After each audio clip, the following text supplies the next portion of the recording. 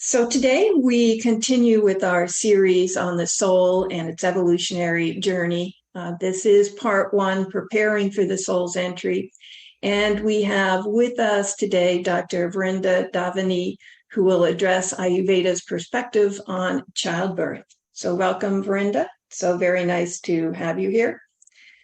And she is joining us for the first time, so always an honor to have new speakers with us. But she is with the Ayurvedic Institute here in Asheville, North Carolina, just an hour away. And we've been doing a fair amount of collaboration with the Institute. So very nice to extend our relationship to others there. In Ayurveda, the journey of the soul entering into a new life form begins with the physical, the mental, and the spiritual preparation of the mother, as she is the field and vessel for the soul's growth in this plane. So in this talk, Vrinda will share the holistic Ayurvedic approach to nurturing the soul through the mother as its carrier, and Ayurvedic approaches to the delivery and postpartum period to support a grounded and sacred entry of the soul into the world. By deeply supporting the mother, she says, in these three stages of preconception, pregnancy, and postpartum, we support her transitioning into a new form herself, as well as the soul directly and indirectly through the mother. So Vrinda is a board-certified obstetrician and gynecologist. She has passion for women's health and empowering women towards vibrant health and living. Vrinda is a believer in unfolding the human body's potential through a blend of complementary allopathic medicine. She has studied Ayurveda, as I mentioned before, under Dr. Vasant Lad at the Ayurvedic Institute, and furthered her studies in Ayurvedic women's health with travels in Nepal with Dr. Sarita Shrestha. She currently serves as the medical director for the Ayurvedic Institute and their related entities, Ayu Purana and Soha Mountain Healing in Asheville, North Carolina.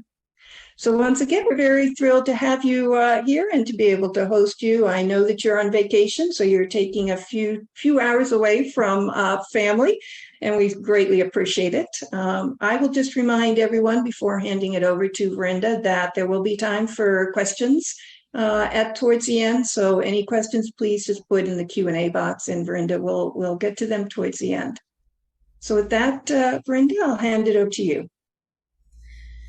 Thank you, Radhe, and thank you, Vladimir. And it's really an honor. I was sharing with both of them that before I became a mother myself, I used to come to the conferences hosted by La Grace, and during those times, the teachings of the mother and Sri Aurobindo became a really central part of my life. So this is truly an honor and kind of a full circle for myself.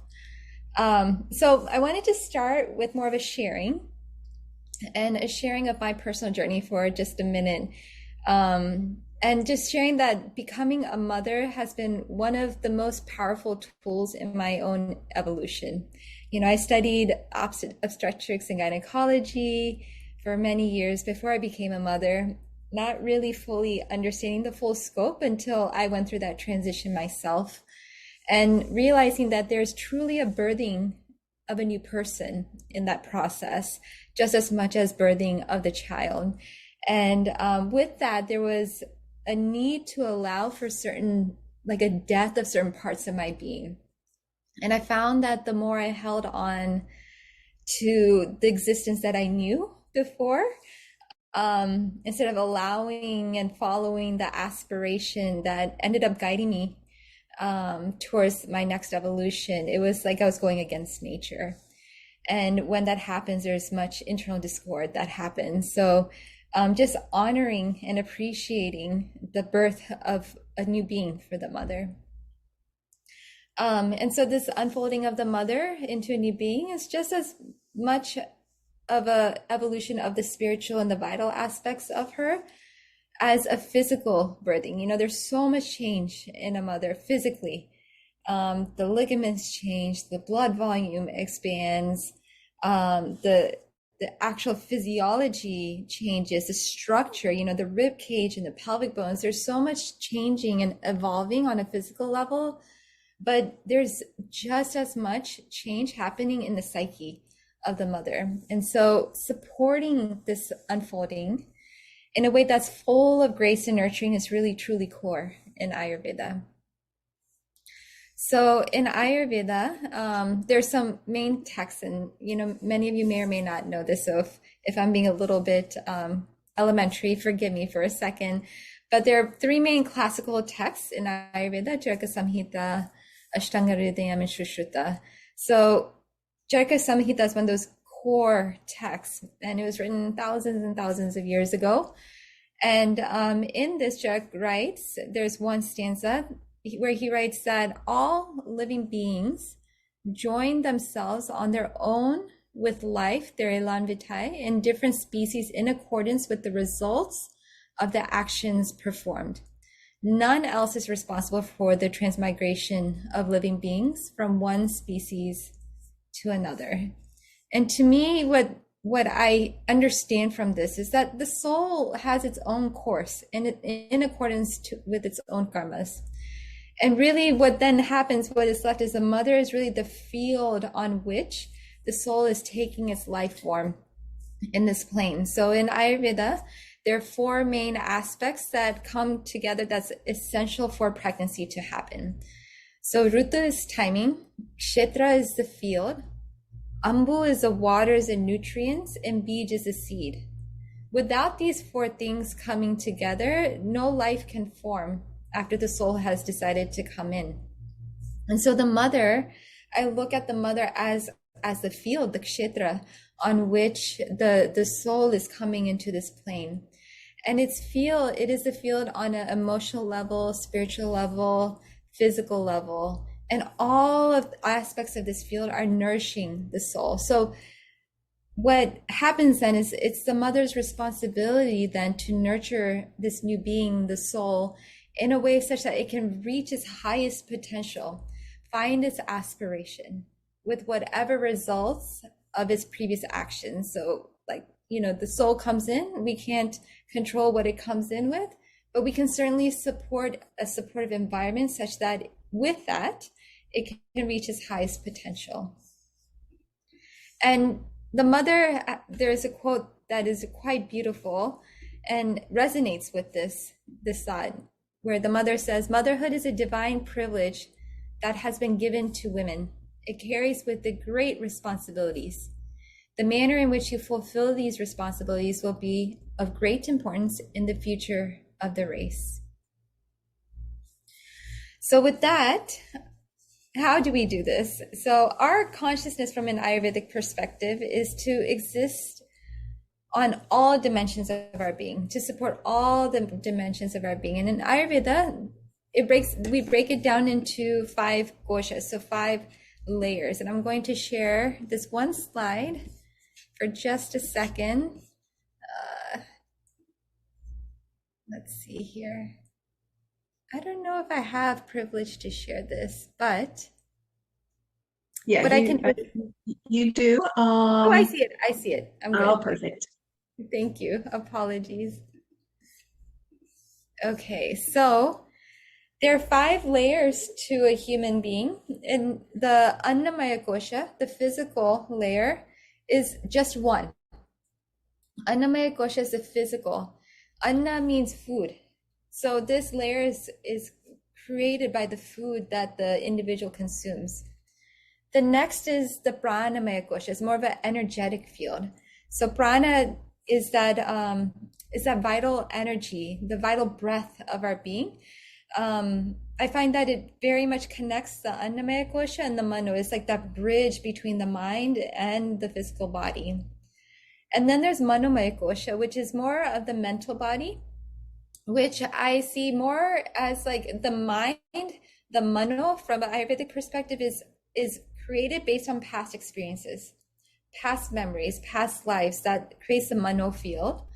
And then the Vijnanamaya Kosha is what we consider consciousness beyond the mind, the individual consciousness. And then Anandamaya Kosha is going beyond that. It is the bliss. It's when we expand our self-consciousness with the divine consciousness. So nurturing all 5 of these koshas throughout the process, pregnancy, preconception, pregnancy, and postpartum is essential. Okay, so with that, then is in Sankhya philosophy, which is one of the core tenets in Ayurveda, is many of you may be aware there are three natures of the mind: sattva, rajas, and tamas. Sattva is knowledge, wisdom, harmony, purity. Rajas is activity and desire. It can lead to ambition. And tamas is darkness, destruction. And all of these are important. I feel like tamas and rajas gets a bad rep in our when we talk about it, but without rajas, there couldn't be any drive for the aspiration to do things in the physical world. You need rajas. Tamas, without that, like that internal, the saying okay to destruction, we can't let go of one thing and let something else birth. So all three of these are really, really important. But certainly when we are creating this human being, creating a new being for the mother, nurturing through sattva is very important. It's important to bring that energy of wisdom and harmony to the being. And the greater the integrity of the human being, and greater alignment, the greater that process can be nurtured. Okay, so in Ayurveda, the process does not begin with conception. It becomes far before. In fact, what I so appreciate about Ayurveda compared to a lot of my training in the allopathic world is there is just as much focus, if not more focus, on the preconception, postpartum realms. And pregnancy, there is a focus. Of course, there's a focus, but more focus on these two, like the bookends of the experience. And so with preconception, it's so critical, thinking ahead. And the previous speaker talked about conscious birth, conscious conception. I love that word, consciousness. So going into this with a sense of consciousness is very, very important. And just like if you had a garden, the previous year's harvest season had ended, there's, dead matter, dead plants, you would need to clean it. You would need to clean out that garden bed. You would need to repopulate with very, very healthy nutrients. You would want to re-fertilize the soil so that what grows in that is of utmost health and vitality, because the field is very, very nutritious. Same thing in Ayurveda. The process, that's what preconception is. We are wanting to remove the waste from the body, the field, the mother, on which the soul will grow into its full form. And then we want to re-nourish it with the proper nutrients, proper energy, proper hydration before we even plant the seed. And there are two phases then. One is the cleansing phase, where we're cleansing out all of the waste. And then the second phase is called rasayana, is the rejuvenation phase. In cleanse phase, the ideal is panchakarma. Panchakarma is a deep cleansing practice in Ayurveda, which really goes through a series of actions where we're really cleansing on all the 7 tissue layers. We're cleansing out ama, the toxins and the waste, and we're rekindling the digestive fire agni, that power of transformation in the body. So, but understanding that doing a full panchakarma isn't possible for everyone, or timelines may be short, or whatever it may be. At bare minimum, on a physical level, there should be a cleansing in terms of removing major foods that we know create toxin in the body. Things like there's certain food combinations that aren't good, like such as cheese and beans, or fruit and other foods together.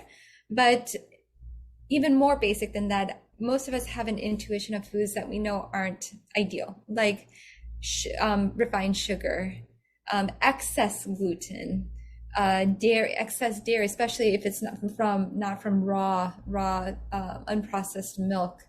Cheese will create more ama. Alcohol, substance abuse, like a cleansing of this from the body is important. And the physical body is certainly very important. And there's many processes around this, even if you can't do a full panchakarma, having a mono diet with khichdi, using certain herbs. But also don't forget the other layers of the being for the mother, the pranamaya kosha, the manomaya kosha. So in this, we really focus on cleansing of old habits that may not be serving, mental habits of like jealousy or tendencies to greed, or anything that creates internal discord. Past trauma for the mother is a huge work in our society to be doing with women, is really like supporting and allowing the release of the trauma, allowing a sense of forgiveness. And then certainly between the mother and the father, the cleansing within that relationship. What are habits that are served? Because there's a true partnership with once you become parents. And so you want to make sure that the home, the energy in the home is so loving, so pure for the child. So a lot of people go into this phase without much even investigation of like, this in our relationship isn't very serving to me, or this in the relationship, I find myself getting upset all the time and I haven't told you. So just this process of cleansing. And I'm a big believer in therapy work. And so even if it requires some, like a third party, someone a little bit more objective in the situation, I'm very, very encouraging of that.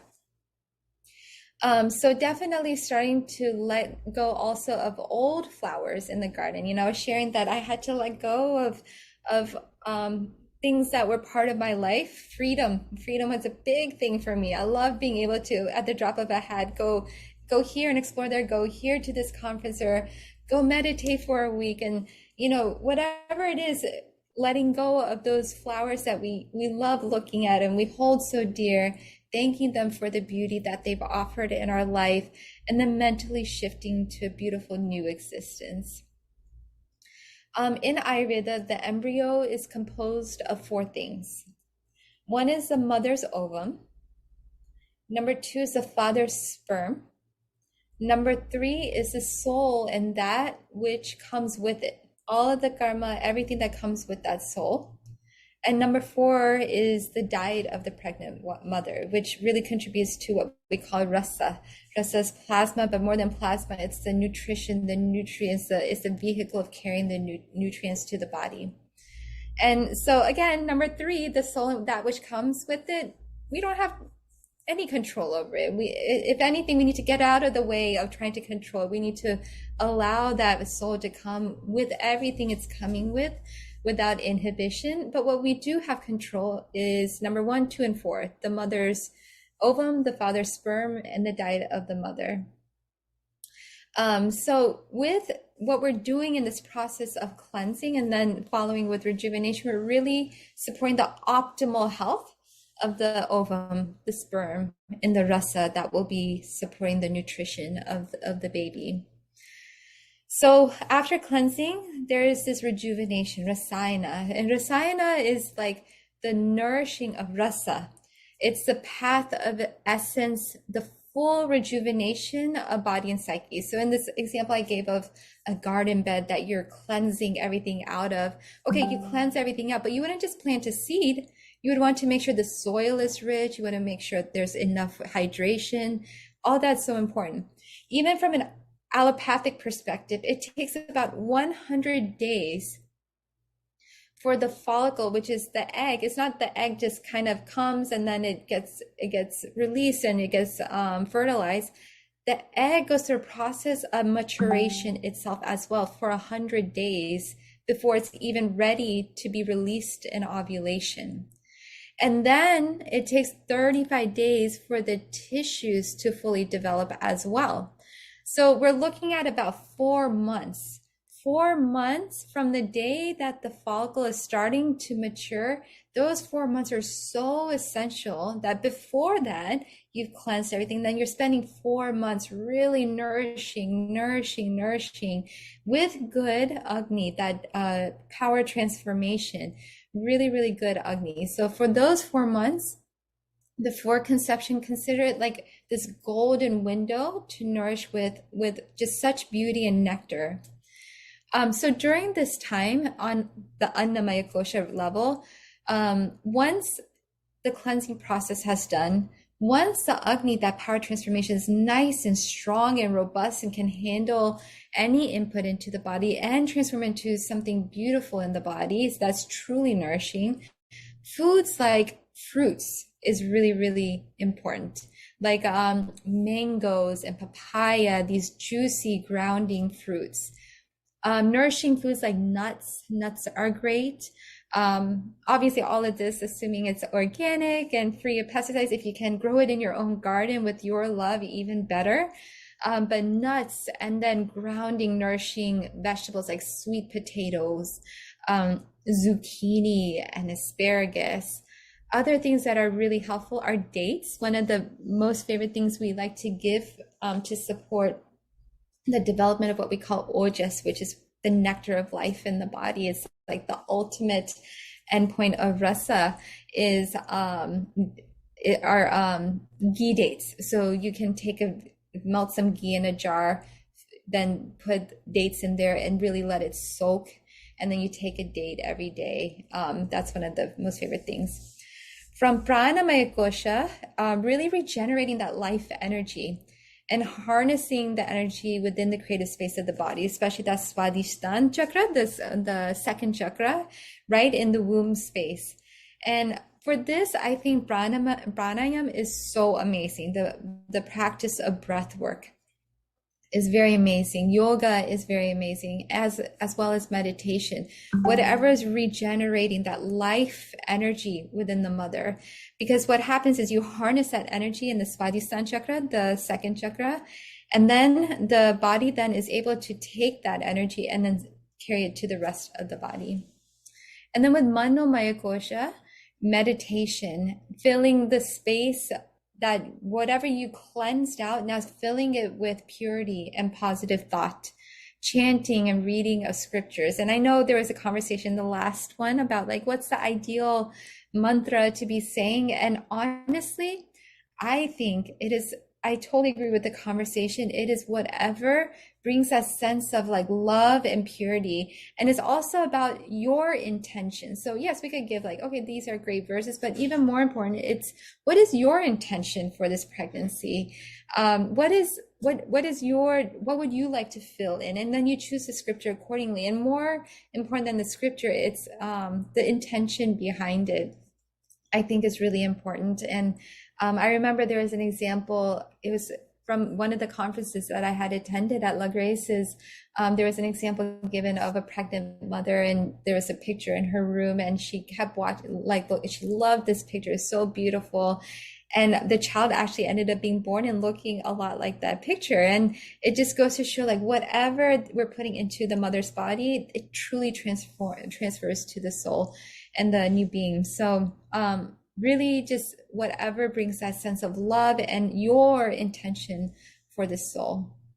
And so we're really feeling the mother to be with a new purpose and a new dharma, and really turning the whole being to this aspiration. And in the end, we're culminating in conception. The mentality and energy at this time is so impressionable. And in fact, in the Vedic tradition, there's 16 sanskars, milestones, to hold that really holds sacred importance in the course of the life. And the first one is a ceremony prior to conception. So it's so important to understand, like, this is such an impressionable time, that conception time. So having that purity and healthiness. Okay, so then we have pregnancy. Pregnancy, there's a quote in the classical text of Ayurveda again, that the soul by nature takes on the form and qualities of the cause, like melted by metal. So with that, during pregnancy, the mother's healthiness on a physical level, as well as her happiness, in Ayurveda we say the happiness of the mother and her well-being is probably the most important thing. Above, like, I see women getting so caught up in, like, I should eat this food, I should do this, I should do that. But no, the happiness is the most important thing throughout the pregnancy. Doesn't mean you ignore everything else, but you just make sure you take good care of that during the process. Throughout pregnancy, the importance is nurturing sattva, which we talked about, and also balancing vata. Vata is the ether and air elements, the power of movement in the body, whereas Kapha is water and earth elements. It's the power of cohesion and nourishment in the body. And so during this time of pregnancy, where you're growing a whole human being inside of you, Kapha is so important, nourishing wholesome Kapha, not just accumulation, but wholesome Kapha, and calming Vata down, because Vata will break down and also create too much movement. So just a quick overview of pregnancy. First trimester is so important for the qualities of stability and cohesiveness of Kapha. Kapha has about 10 qualities. Stability and cohesiveness is the most important. This is a very fragile time. It's a time to bring a sense of acceptance, which brings cohesion, a slow down, and really secure the implantation. This is a time where if the soul feels, not here, it's a time it can more easily let go, because that sense of cohesion isn't fully formed.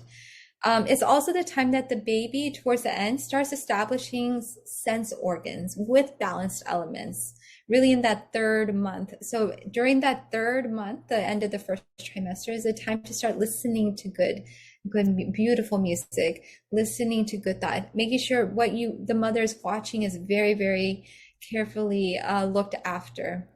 The second trimester is a trimester of growth, lots of kapha, like growth, that building nature. During this time you're establishing the cardiac and mental state. Prana is starting to move in the body. In the fourth month, and according to Ayurveda, the heart and the life elements is being created. So the mother is called the Dao Ridi. It means two-hearted, two hearts. This is when desires start to come. The mother will be like, I don't even like pickles, but I'm craving pickles. So it's important to nourish those, because it's the baby now expressing, like, it has a heart to express its desires. Fifth month is the progress of the mind. So fourth month is more desires. Now the mental faculty starts to develop in the fifth month. And the sixth month is the buddhi, the ability to discern starts to develop. So all of this, like the mental aspects, so whatever's happening with the baby, mirror that in the mother and nurturing those aspects through. So you're nurturing the baby through nurturing the mother. Then the third trimester is lots of really focusing on heavy quality of kapha, and there is more growth, more the heavy to ground and starting that downward movement. 7th month is when the development is considered complete from an Ayurvedic perspective. 8th month is interesting. This idea of ojas, which is that nectar of life, the essence of what nurtures every tissue in the body. There's an instability. That ojas starts flowing back and forth between the mother. It's this sense of, okay, we're going to become separate. And when the ojas goes to the baby, the mother can become more emotional. When the ojas comes back to the mother becomes more stable. So 8th month, there is more instability. There's a sense of, okay, something's going to happen soon. Nesting, this urgency, the need to nest starts to happen. And then 9th month, when that's complete, there's delivery. The development's completely full. So all the while, this whole time, the mother is a substance from which the baby is being formed. So it's so important for the mother the whole time overall to consider purity, sattva, reading scriptures, strong nourishment in the food, very nourishing foods, things like ghee, butter, whole dairy. These are like kheer. Kheer is one of those like classically prescribed things where you cook rice and sweeten milk. These are the types of substances that we're giving to the mother to nourish. Delivery. In Ayurveda, there's going to be immense amount of downward movement. There's immense change, and there's going to be a resulting immense amount of depletion and emptiness. The mother was once full with this human being inside of her. she had 50% more blood volume, more cardiac output. And then within the course of this really quick transition, her abdomen is going to become empty. There's a lot of movement happening. It makes the mother become it can become unstable without the right environment. So Vata, if you think about ether and air, cold and mobile and dry, you want the opposite qualities in the room. Lots of warmth. Oftentimes we're massaging the mother's lower back, especially with oil. And a lot of women, in today's, especially in Western culture, we focus on like the husband or the partner being with the mother.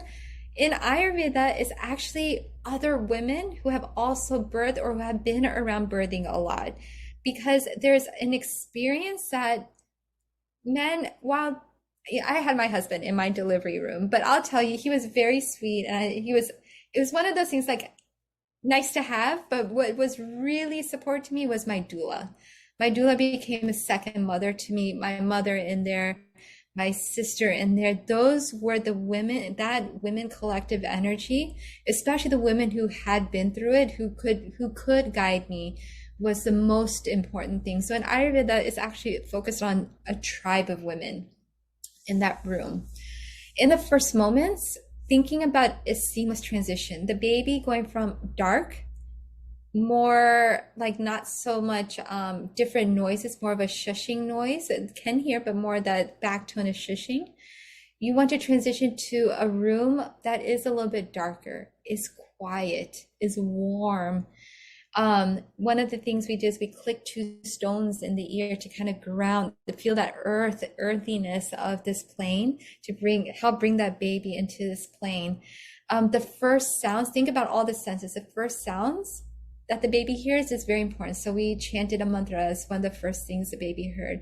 The person who touches the baby the first time is really important. And then really protecting from germs and energies is such a vulnerable time. Lastly is postpartum. So like I was saying, traditionally, if you look at most ancient cultures, you're supported by a village. The mother, like I said, has gone through great depletion at this point, lost a lot of fluid, a lot of blood. There's a space in the abdomen, more dryness, a lot of ether and air element. So there's a great importance of tending to the mother, almost like a full recovery from surgery, like a huge like nurturing and letting her rest, slowly letting her gain her strength back, and really rekindling the digestive fire, that power transformation. Some things that we do commonly is we don't give a big sandwich or a slice of cake after delivery.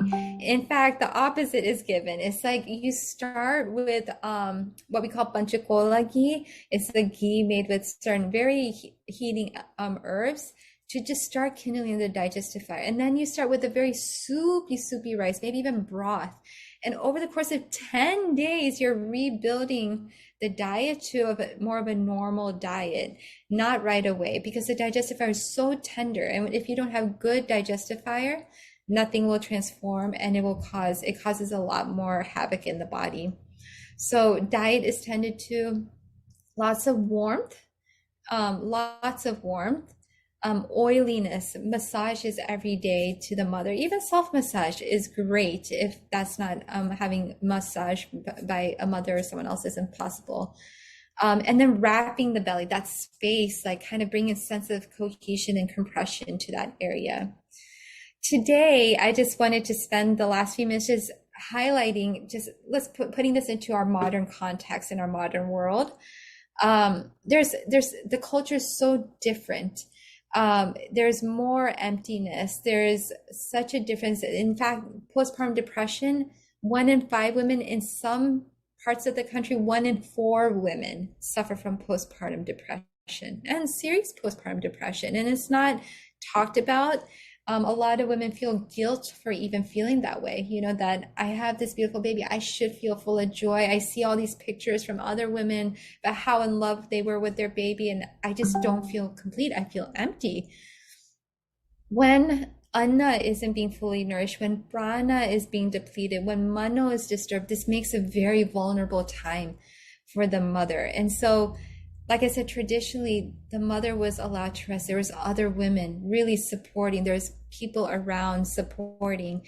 And because our culture is just different now, it is different and it's very nuclear family focused, there isn't as much nourishment happening.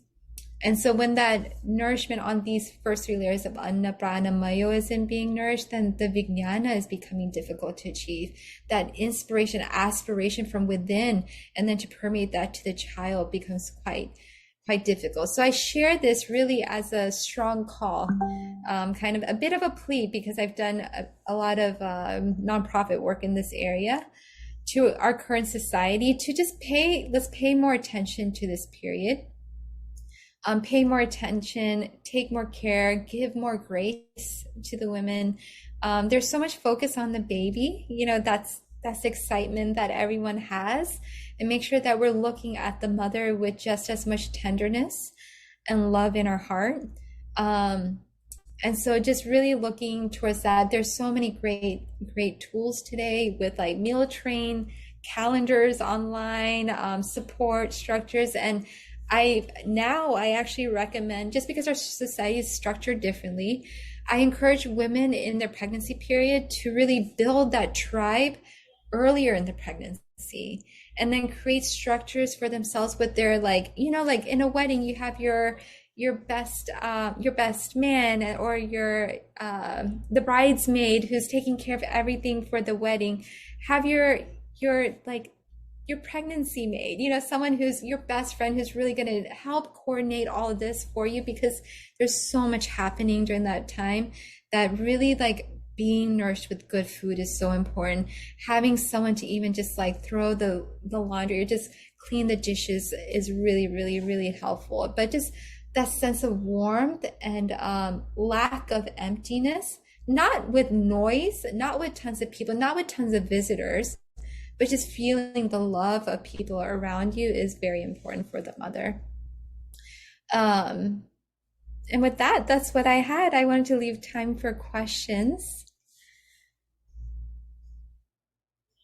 Wonderful. Thank you so much, Verinda. That is quite a bit of new information that we hadn't heard up until now. And I think, wow, as you were speaking and sharing so much, that how important all this is for mothers to be, mothers or women considering childbirth, to have all this information before the actual conception. And Ayurveda, I know some Ayurveda. I've attended Dr. Lad's Institute, but I had no idea of as much as attention that is paid to pregnancy and suggestions and recommendations from an Ayurvedic perspective. And what I really like too is that you included this discussion of the 5 koshas and the importance of each of them and how to support and nurture each of them. So it was very, very rich. I did have a question that popped up as you were speaking about this 10-day period after the baby is born, and the importance of what the mother is eating, and gentle food, sattvic food still. And it just triggered a thought in my mind. I had heard once that oftentimes in India, a baby is not named immediately. There could be a waiting period of, I believe they said, up to 10 days. And I'm wondering if you know anything about that, and if so, is it tied in any way to Ayurveda or Jyotish or some other Indian system? Absolutely, yes. So, I mentioned in the beginning that there are these 16 sanskars that are like just so impressionable throughout, from conception till death, and one of them is the naming time. And so we wait until I want to say the 11th or 13th day, and I'm kind of phasing on that for some reason. But for our children too, at first they say not to even look at their Jyotish chart. Like, don't even look at their astrology chart, because they're so impressionable, and our own biases, our own assumptions and judgments, and what we think is good, what we think is bad, we influence our children so much with that. And so really allowing the child during that time to just enter the world without our impressions, without even naming them.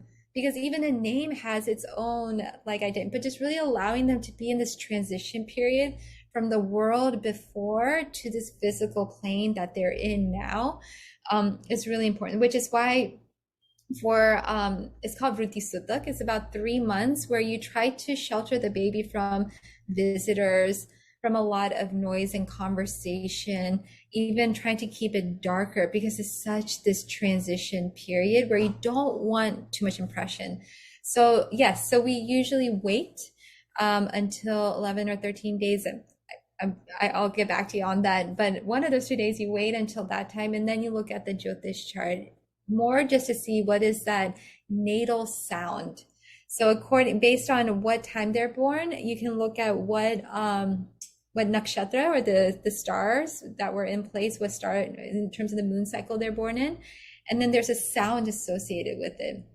And the idea is that if you name them based on that sound, you're kind of that sound, just like, different sounds vibrate with us and it enlivens certain things. By mentioning that sound over and over again, they hear it over and over again, you're going to allow their body to align with that natal sound, and it helps awaken and make most of their karmas in this life.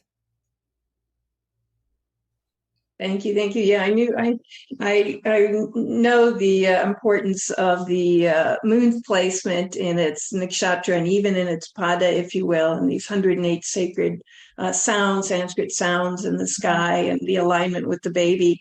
So it's nice to hear that even after that 12 or 13-day period, they go back to kind of that sacred sound and the moon was in at the time of birth.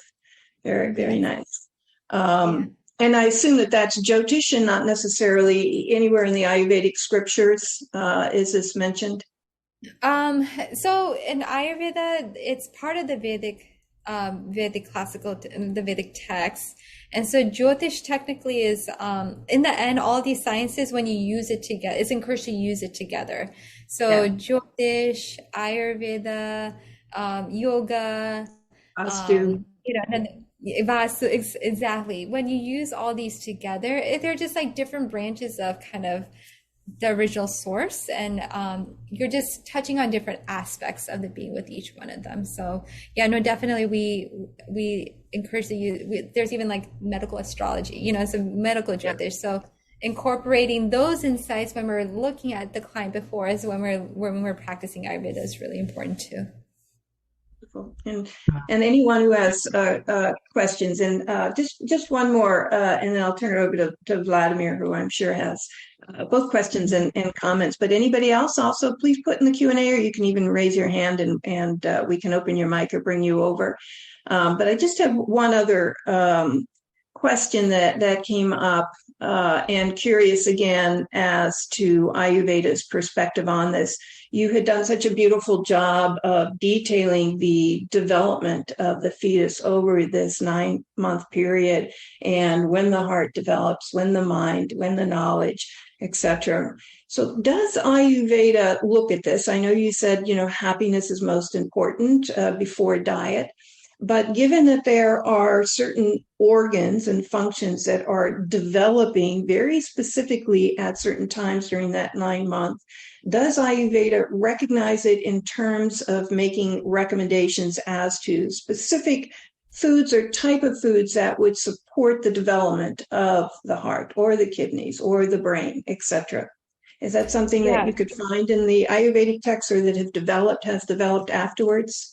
Yeah, so what is spoken of in the Ayurvedic text is more,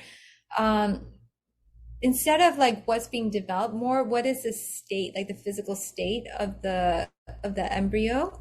So earlier on is more gelatinous, right?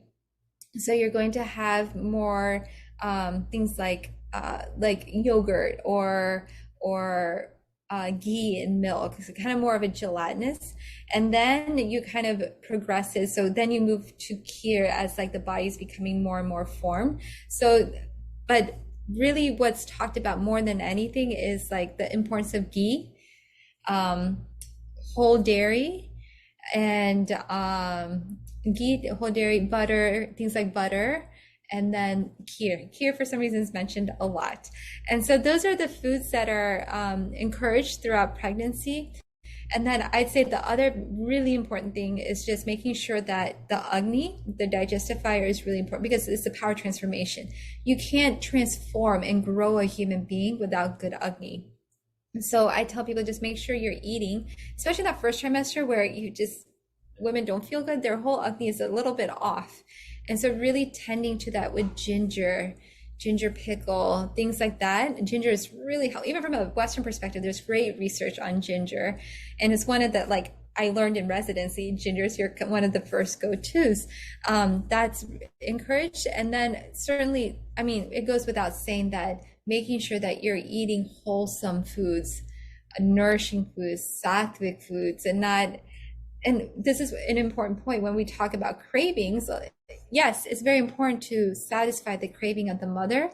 What I tell the mother is instead of just saying, oh, I'm craving donuts, ask yourself, what are the tastes you're craving in that?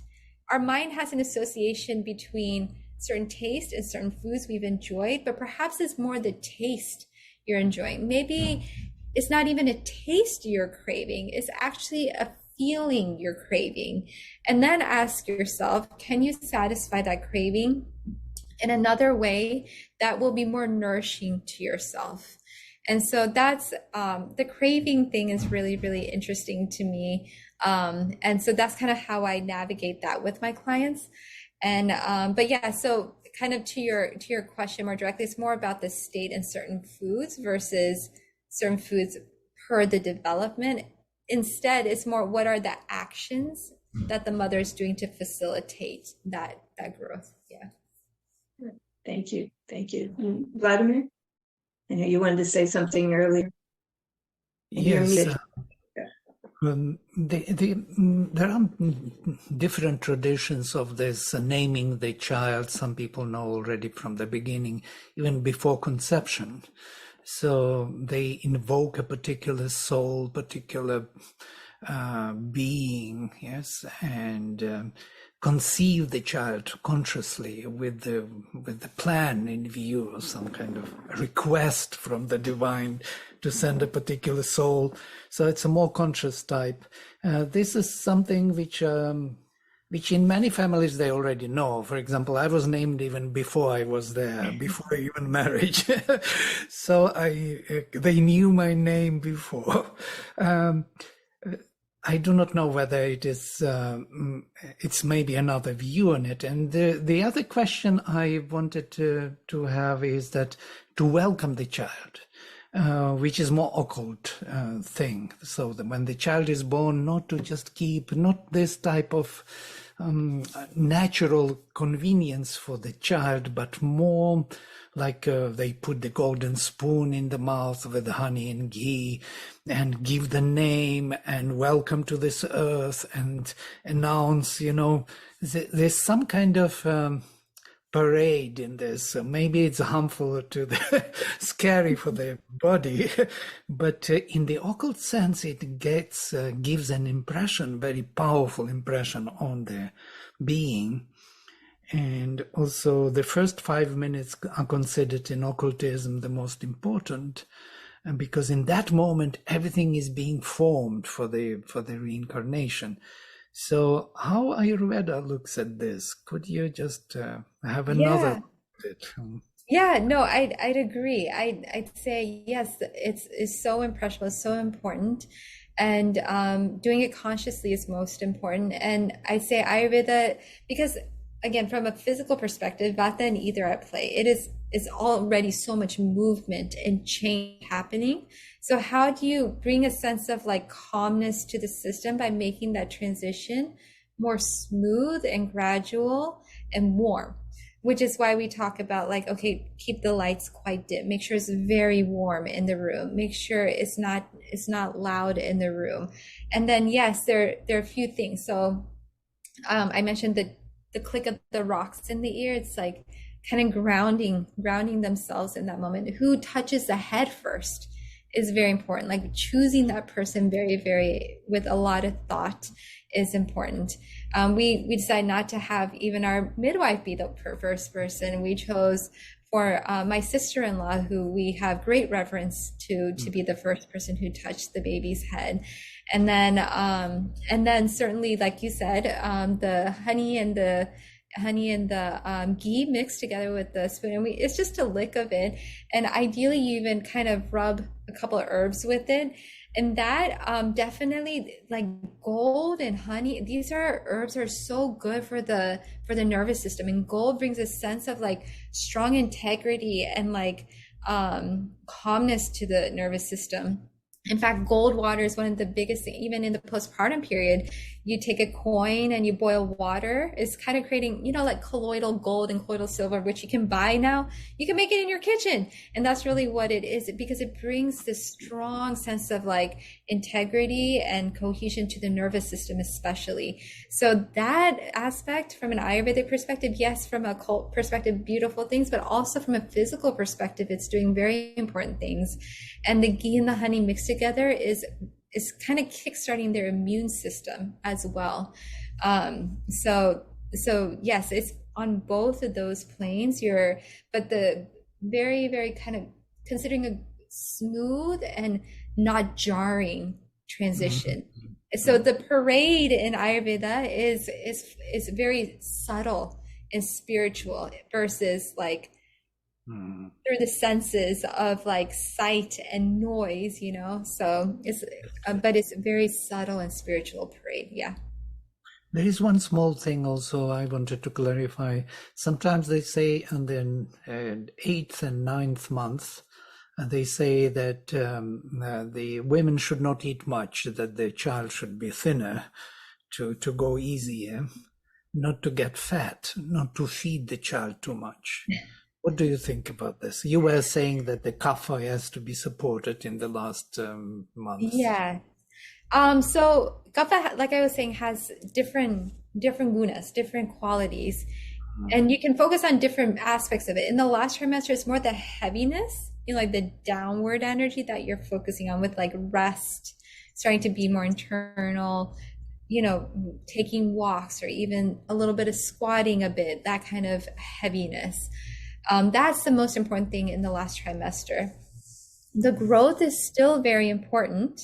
You don't want to start fasting ever in pregnancy, or even when you're nursing, you don't want to be fasting.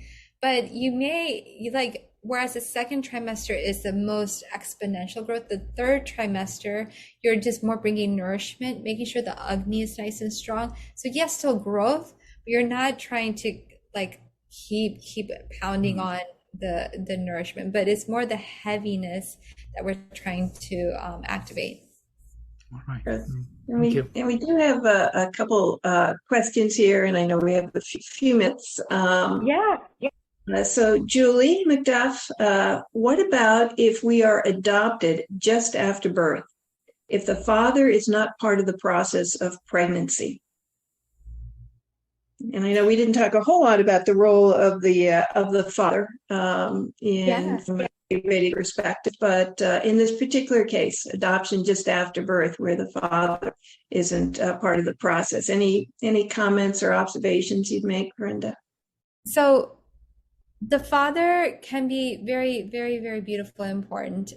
Again, I think it's the mother and her healthiness. So during the pregnancy, if the father is bringing a sense of like love and nourishment and care for and cohesion to the mother, great. If the father is bringing the opposite, best to let him travel, do something else, And so more so it's the mother's health.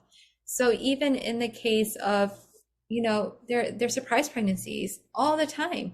So making sure the mother is nourished from the family that she does have, the friends that she loves for, that's the key, more than the father. I mean, yes, I'm not saying it doesn't have a value. I'm not saying that it isn't beneficial, but what's more important is the mother. She's literally the field in which she's going to be growing and the baby is growing on. And in terms of adoption, then it's the as smooth of a transition you can make you make. Now, I'm going to just share it. Like all of this is like the ideal sense, but we also know that there's just certain karmas that we all will grow in, or that are beyond our control. And the way I see it is that was what was appropriate for the soul. That is what was in accordance to its karma. So to kind of judge ourselves like, well, man, my pregnancy was a surprise pregnancy. I didn't get to do any of that conscious stuff before. And is this all doom? No, that is a karma that was appropriate for that soul. That is what is allowing, this is the environment that it has chosen. So now you do the best you can.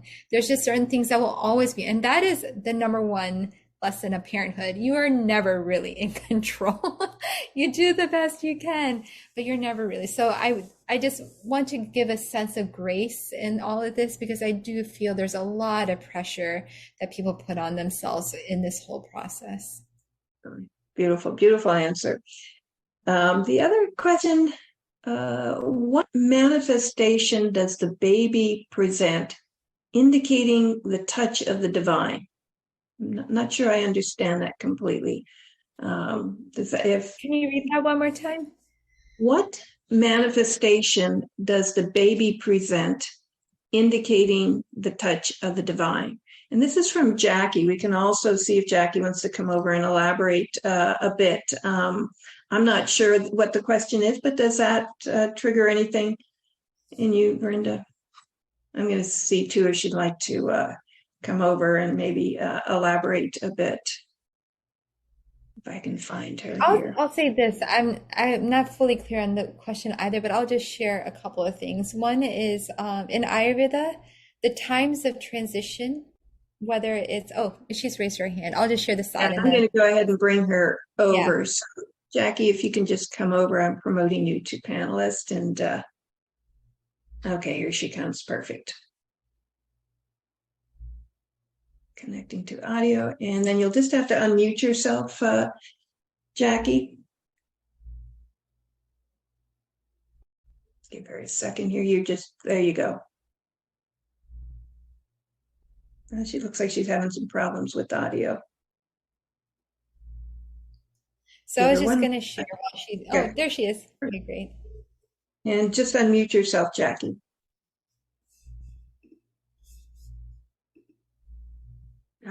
We can see you now. Just unmute too. If you can unmute yourself. Down in the lower left-hand corner, there's a little microphone, and if you just click on that, it'll unmute you. And if not, then we'll just have Brenda kind of share what came to her mind. I don't think I can do it for her. I would.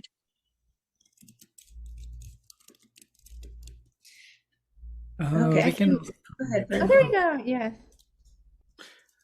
So, go ahead, Brenda.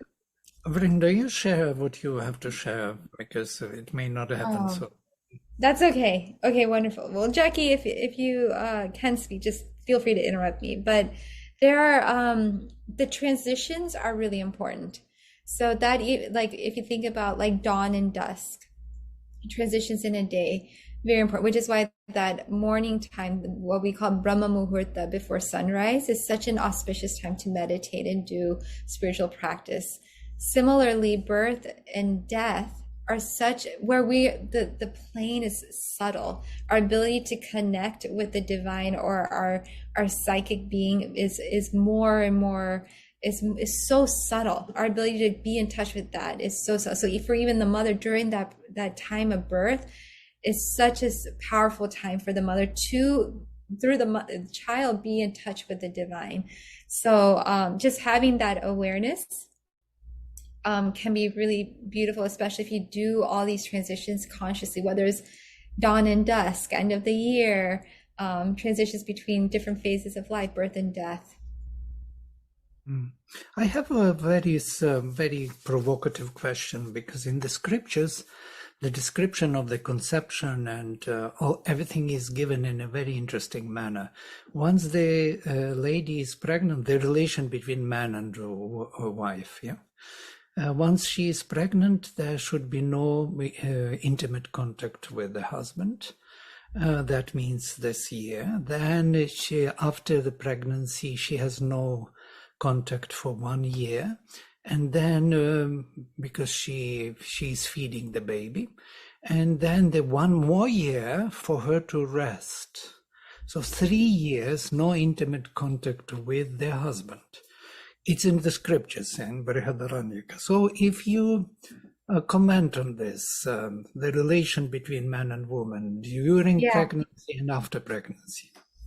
Yeah, so in India, it's very common for the mother to actually go back to her her home, her home that she grew up in, and live separate from the father and give birth there, be there for the postpartum period. In Ayurveda, we talk about 42 days as really essential. So yes, we could draw it out to a year or what have you, but the idea being that allowing the mother to be in a place that she can be herself. I know personally when my mother came for my delivery, afterwards, like the way I was able to just be myself with her is different than anyone, even in strained relationships with mother, I've seen this to still be the case, that like there's something about just being able to be yourself with your mother and not feel hesitant to ask for this or ask for that, which may be different than, say, if you're in a home with your in-laws, or which is pretty traditional in India as well. And so just allowing the mother to just be herself and be nourished and be able to ask for what she needs. It's also, very common for, the male species has a very natural urge to procreate. And for women, that's not healthy in a postpartum period until, even from a Western perspective, until that cervix closes. And then even then she needs space and time just to figure out her sense of being with the baby, to bond with the baby. And the needs of the father can pull away from that. It's very common in even society today. It's talked in psychology about how having a baby can be so disruptive in a marriage because of the jealousy of the father, of the bond between the mother and the baby. And so allowing space for that is really, really important. So what time frame we give to it, like we can everyone can determine for themselves what is appropriate.